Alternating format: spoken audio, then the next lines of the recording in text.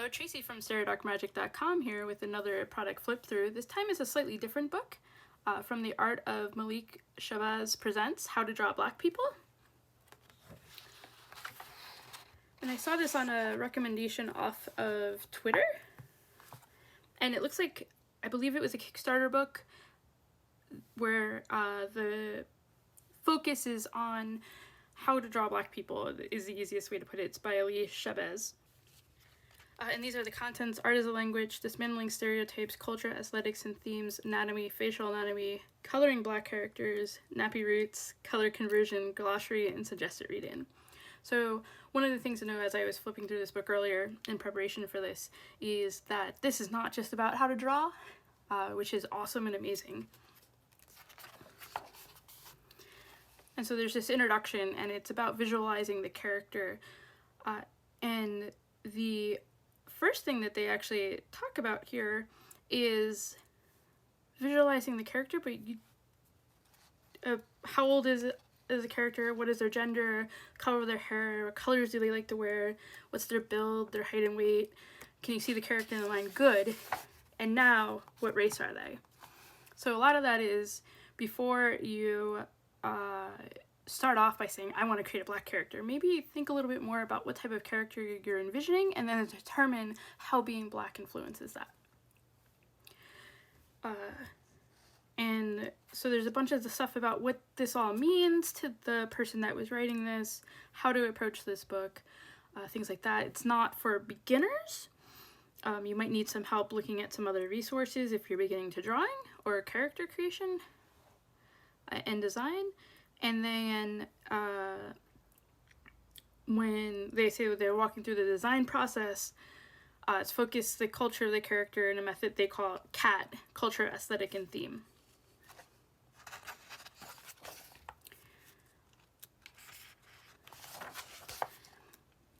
And so the first one is just defining art, a language, and character design as a narrative. So art is a language, character designs are stories that are told in that language.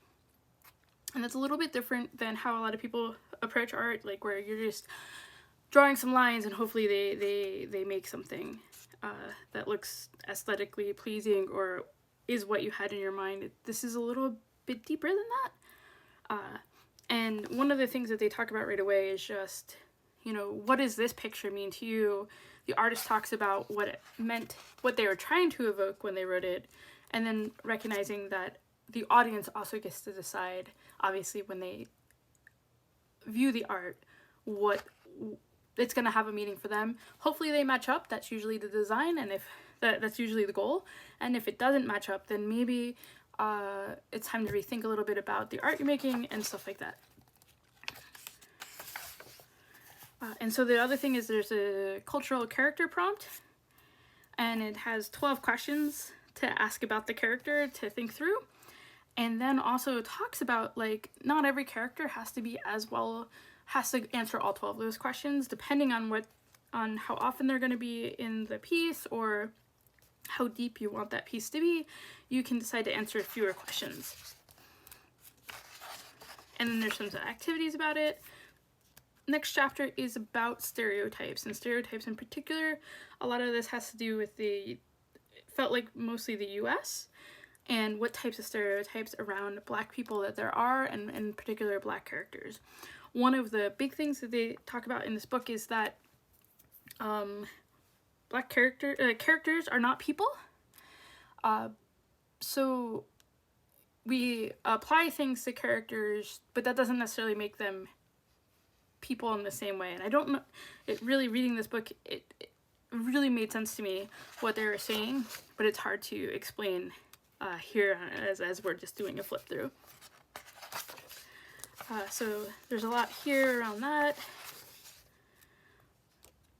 And then the difference between just diversity and representation and what those things mean. Oh, I wanted to go back here real quick, because one of the big things it was doing a lot of research, just like you would do research for a lot of times, you know, if we're doing medieval fantasy we'd research weapons and stuff like that. Do the same types of research or same depth of research when you're trying to represent a character that isn't from your base culture, to understand the differences that being like Black in America, what impact that has on you as a person, and what you can do in terms of what society allows you to do, and things like that, or how society would view you, which is pretty good.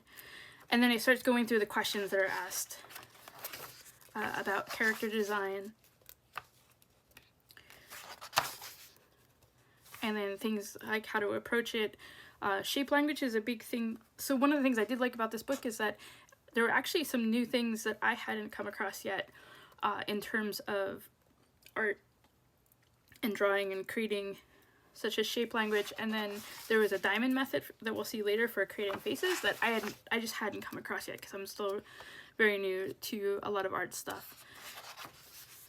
So there's a lot of activities. Another big one, so it's the anatomy section, which makes it interesting. One of the things they talk about right away is this whole concept of sex and gender, and then also understanding transgender as an umbrella that covers both binary and non-binary representations. And also this whole idea that gender presentation and gender itself is on a spectrum. Now, I know there are other people who have different thoughts about this. You know, sometimes they actually just make a feminine and a masculine separately, because you could have a lot of overlap, although technically you could have this here. And then there's a lot of different body styles and body types in here. There is some nudity. Sorry if that's offensive. Make sure to talk about it up front. And then talking about masculine and feminine presentation as separate from gender or even sex.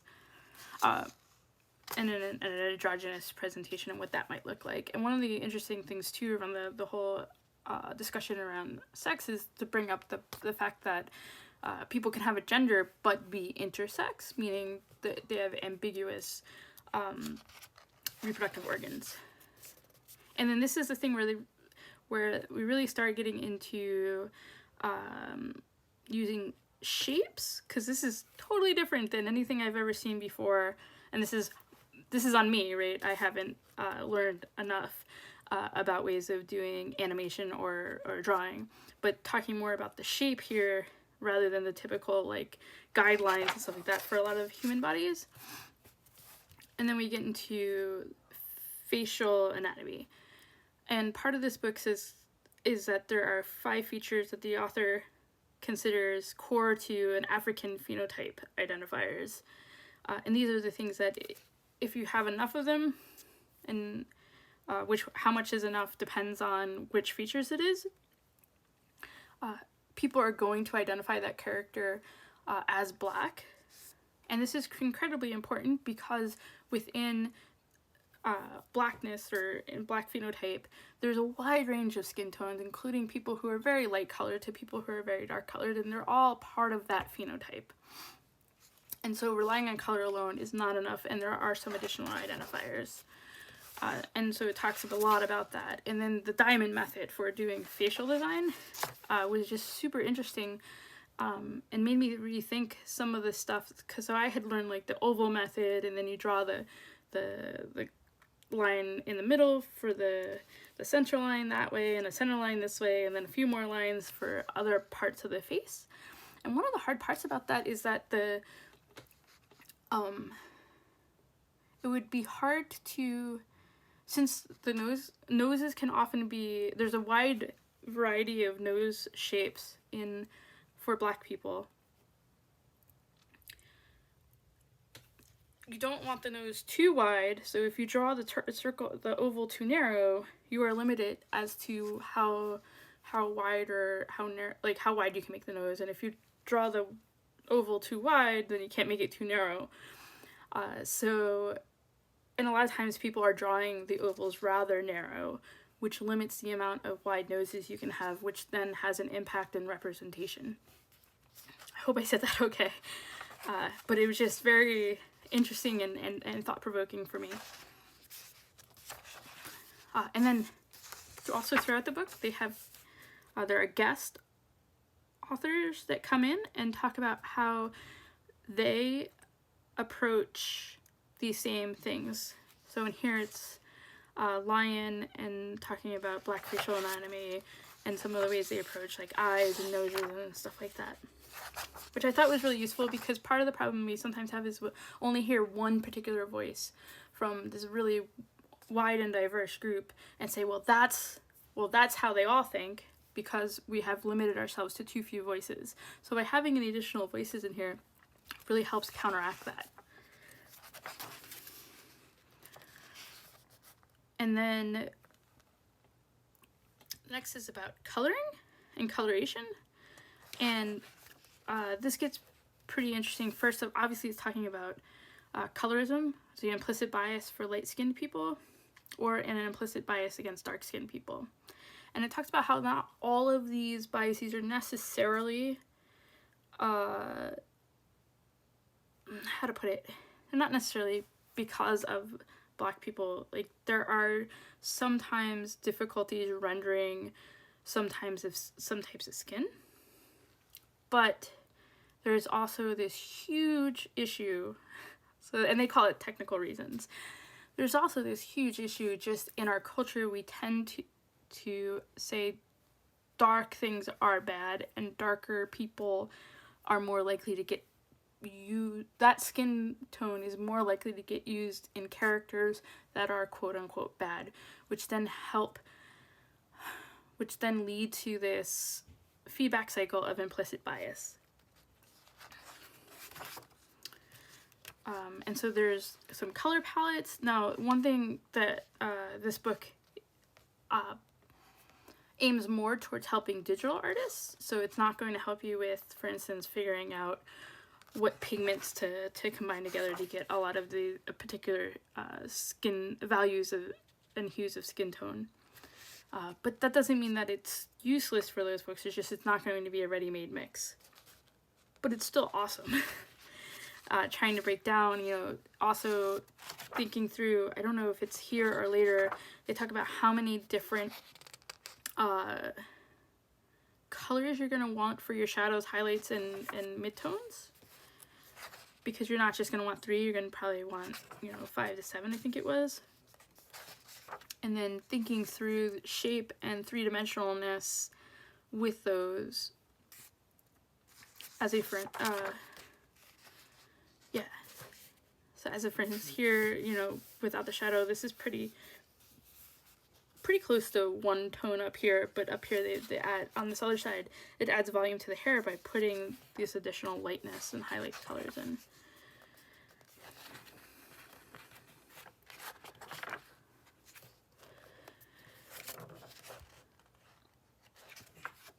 And so there's a lot also about just what biases our culture might be putting upon us when we approach things, and what things that might be different from white culture or just the generic American culture.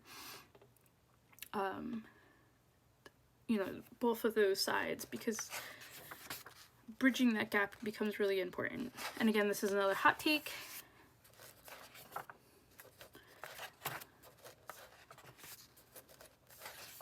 More activities, and then a whole thing about drawing black hair, which is great. And so this is a description of different hair types that exist, and then which ones are more likely to be possessed by people who are Black, and then some approaches to how the specific tightness of the curl, for instance, in here would impact the hairstyle.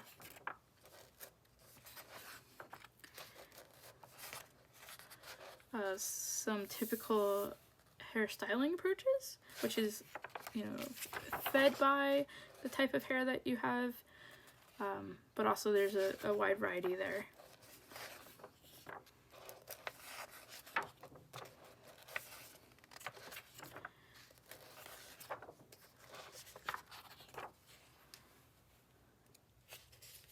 And then this is a great part here, for instance, this is an activity and it talks about how different styles are making statements about the character. You know, this character is more fashionable because they have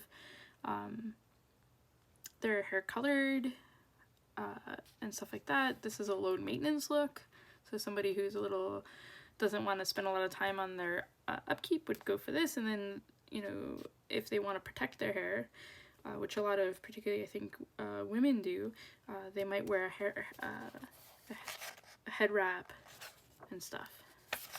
So at the end there's just some hex codes for coloring, which is more important for digital, but can help you as, you know, you can learn to figure out how to mix these yourself too. A glossary of terms.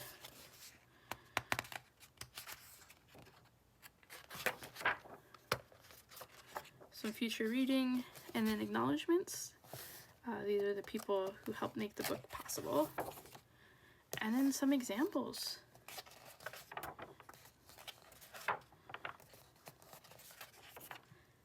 And then finally, where to learn more.